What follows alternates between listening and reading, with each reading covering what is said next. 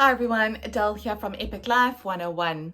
So today we're talking about marketing and sales, and the most important thing to start with is to define your avatar. So what does that mean? Define your ideal person that you are selling to. So many people I know have a great product, have a great service, but they go out there and they just start trying to sell it to everybody. That is like a shotgun approach.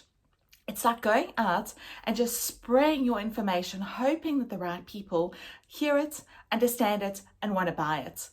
That's a lot of work. That is so much work because you spend so much time telling people who don't need or want your product or your service about what you do. If you define your avatar, if you define the ideal person who's going to accept your product, understand it, need it, want it, and buy it, you go straight to those people, you share it with them.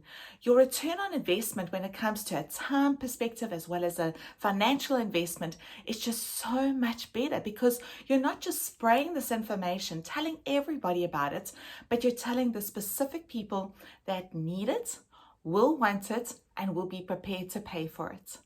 So in your business, when you think about marketing and sales, have you defined your ideal avatar, your ideal person who's going to buy this? This is not your target market per se. It's the specific person who needs what you have to offer. So have you done that? Have you really looked at it and said, these are maybe the three main people that will purchase what we have? Looking at different product ranges, etc. Have you done that? Or have you just said our ideal target market is? When you're marketing and when you're selling, you are talking to a specific person who's going to make the decision of whether or not they purchase your product or service. Now, if you haven't defined that person and what their needs are and why they would need what you have, you're going to be missing the mark when it comes to them listening to your message and going, they're talking to me. They're talking to us. They're talking to exactly what I need, what we as a business needs. If you don't speak to their need, current or future, they're not going to pay for your product or service. So you have to define your avatar first. You have to identify who that person is. What are their concerns? What are their needs? What are they struggling with? What's their greatest pain at the moment?